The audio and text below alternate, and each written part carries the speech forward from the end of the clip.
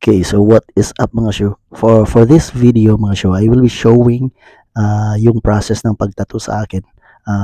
Recently lang ito nangyari, mga 2 days ago. Then this was done by a good friend of mine.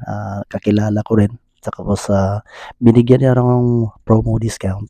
Then for this uh, tattoo session mga show, it is very for me very emotional kasi mga more than 20 years since I have my first tattoo when I was in Qatar. So imagine 2 decades ng uh, I was last ink. So parang medyo ano din sa akin, tapos nasa face tattoo pa. So for this session, it will be like 3 stars on my face, um, on my left temple. So 3 stars siya, maliliit lang siya.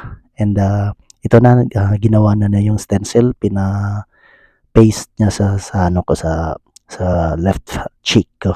So dito, titignan na lang natin mga show kung anong mangyayari nito. So tignan natin kasi medyo sa feeling ko medyo kabado din ako kasi more than 20 years since I had my skin feel the touch of a needle again. So it's been a very long time mga show.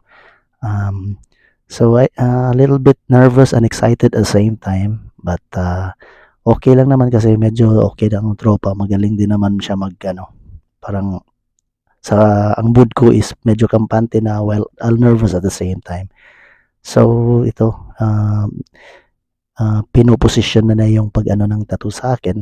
Then it will be very, very exciting to watch. Simple lang naman na tattoo to, tattoo design. But nevertheless, this is what I wanted for a long time also. And for me, ito first session pa lang ito mga show. So let's go, let's start. Okay, so dito na mga show, sinimulan na yung tattoo sa ano, tattoo sa akin. Then okay naman ang mood. I just had to make a dubbing because there was a um, copyrighted music playing on the background. Actually, ang naka-play na music on the background was Motley Crue. So I had to mute it kasi alam niyo na ano na maka-copyright tayo. So I had to do a dubbing and so you can see dito na nagsimula na siya sa akin. Inuna na yung isang maliit na star, pinakamaliit kasi this tattoo is yung isang star, yung pinakauna is yung inuna niya is pinakamaliit yan. Tapos merong medium at saka yun, pinakamalaki yung sa isa, last one. So dito inuna na niya yung pinakamaliit na tattoo, na star tattoo. So ako okay lang ako, nakakampante lang ako. Medyo masakit talaga din pag face tattoo mga kasyo, no? Kasi ano, ah, ano talaga, iba talaga pag sa mukha or sa katawan siguro, iba ang feeling. Kasi mostly when my friends saw my tattoo, uh, na meron naman silang mga tattoo sa face nila is nagtanong sila, masakit, masakit na masakit siguro, ano? Sabi ko, kaya ko naman. Even though na sabi ko na it's been more than 20 years since I had my first tattoo. So, ito, inano ko lang yung moment, not trying to get nervous or something, kasi relax lang naman. And maliit lang naman ito. So, kayang-kaya natin yan. Yung medyo malaki yung tattoo sa ano ko, kabilang braso ko is, it took long time nga noon. I can still remember anong unang ginawa to, but this tattoo also on my uh, left and right na braso is plano ko rin na ipa-enhance to kasi this tattoo was not used. The tattoo that was the ink that was used is not a skin ink. So in the future siguro titignan ko if naghanap pa ako ng talagang yung professional na ano, na tattoo artist para maganda naman yung kakalabasan ng pag-enhance ng tattoo natin. So dito, ano lang 'to, nag-ano na siya, this is going for the second star now. Medyo natapos na yung isa and, ano lang 'to, eh, hindi siya itong video na 'to is tuloy-tuloy 'to, eh, yung pagkuha ko ng video nito using my smartphone is, tuloy-tuloy 'to and, ito na nga, he is going for the second star already and, ito relax lang tayo mga syo. Wala lang tayong iniinda na ano, kahit medyo masakit naman talaga kasi it is a face tattoo mga syo, 'di ba? Okay, so now he is, it is the third star na mga syo, yung pinakamalaki na star. Ano, it's still the second one pala. And, parang inanuhan niyo lang niya, tinira niya yung isa then, babalikan niya. So, ito na nga, malapit nang matapos yung second star. And as usual, relax mood lang tayo mga syo. Parang ano lang tayo, na nakiramdam sa sakit. So, ganyan talaga mga syo. Pagka meron kang gustong ipaano, like, face tattoo. So, talagang meron kang iindahin na sakit. But, anyways, gusto natin 'to, 'di ba? So, by the way, ano mga syo, ang plano ko nito is, meron pa 'tong 3 star sa taas. So, para siyang naka-arch ang design nito na plano ko. And then maybe, let's see, hindi ko, ang plano ko ngayon is, I'll just see kung anong kalalabasan talaga nito. Feeling ko naman after a few days, ngayong mga ilang araw na, na ano ko yung tattoo, I had that tattoo already, okay naman siya. Eh, kaya lang parang minsan ano, parang masasanay ka na or ano na gusto mo na talagang punan yung, design. So, actually yun na nga ang plan ko is meron pa 'tong 3 sa taas. So, pa-arch siya, half arch. And, pinapahilom ko lang yung mga sugat ngayon nito and, let's see maybe after next week, ang plano ko is next week sinabihan ko na yung, tropa na tattoo artist na, plano kong anuhin, papalagayan pa sa taas. And then after that, maybe I will go for another one on the other cheek. Tignan natin. And, ano lang naman, ang gusto ko na tattoo is yung mga tribal lang naman at saka hindi yung masyadong, nakakaano na sa face natin. Yung mga maliliit lang. And then, let's see afterwards kung ano ang kalalabasan nito mga syo. Yung tattoo journey natin. So, as of the moment, nagustuhan ko na rin yung ano design. Gusto ko yung design sa face ko. What do you think mga syo, kung makikita niya yung ano, nakikita niya naman sa starting ng video natin, 'di ba?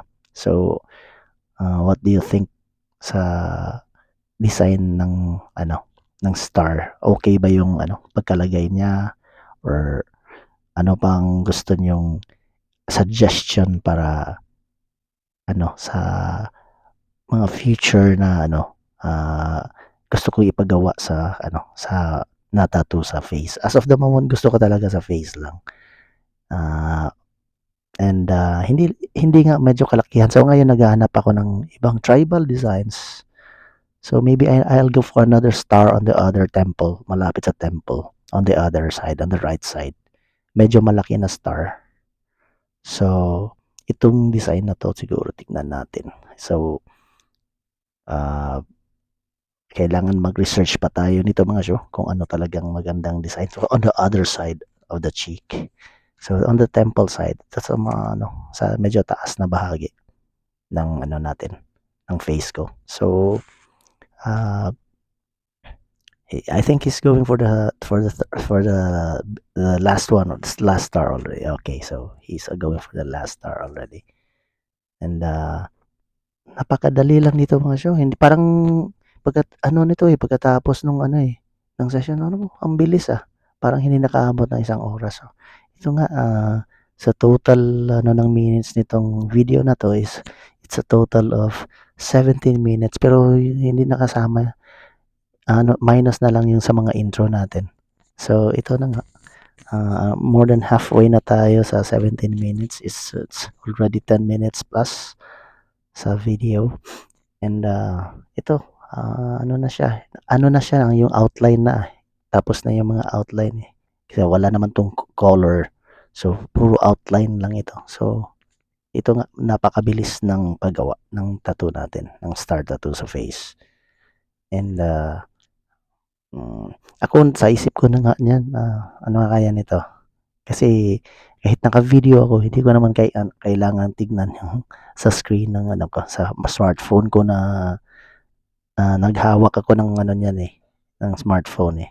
So, hindi ko na lang na ano, tinitingnan ko lang kung anong kalalabasan after na matapos yung tattoo. Sa tignan ko rin sa face, sa smartphone. So, ito mga show. For those who wants to have tattoo, bet nyo ba yung nasa face? Ayaw nyo magpalagay sa face. So, meron tayong mga reasons, 'di ba? Kung bakit nagpatato tayo sa ganyan sa mukha kasi sabi nila ano daw lahat ng tao iba't iba naman yung opinion about it. But so depende na rin sa tao no na kasi meron so far naman yung mga kakilala ko nagsabi naman na maangas daw. Maganda daw yung pagkagawa. At saka maganda yung design niya. Kahit masasabi natin na very simple star lang ito, star design. So, I don't know kung ano ang isip ng ibang tao. Depende naman as I've told you mga show, 'di ba? Depende naman sa mga tao. Iba't iba naman tayo ng opinion. And as for me, I just go for the simple design na hindi yung masyadong natatakpan na yung natin, yung mukha natin. So, as much as possible, I would like to make it a little bit cleaner ba na design. Na kahit medyo clean siya, at least medyo presentable pa rin at saka hindi na ano yung mukha natin, di ba? Kasi yan naman ang importante. So, here, medyo tapos na medyo ano na siya, naglilinis na siya sa sa mga ibang parts ng parang binabalikan niya yung ibang hindi pa masyadong na darken. So yan, chine-check na niya, ina-add na niya yung kulay sa ibang part na hindi pa masyadong kulayan. And at this moment sa feeling ko kasi mafe-feel ko naman na nasa na siya na part. Yan, may binalikan siya. And yan. I'm very excited na after sa outcome nito. Ito ang feeling ko nung ginawa ito. Ito lang mga show. So tignan na lang natin after matapos ito. At kayo na ang bahalang kung ano ang masasabi nyo sa natin pinagawa na star tattoo sa face. Ayan. Medyo kitang-kita na yung design niya. Yan. Na siya. Nagbalik-balik na sa ibang parts na hindi masyadong darkened. And yan kitang-kita na ako nga sa ko niyan medyo na ako.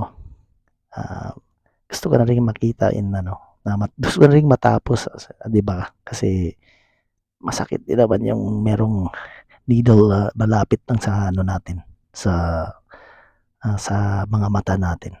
So yun, pinupunasan niya. And ayun. 'Di ba mga show, kitang-kita na yung design niya. And yun, lang siya, check niya, finishing touches sa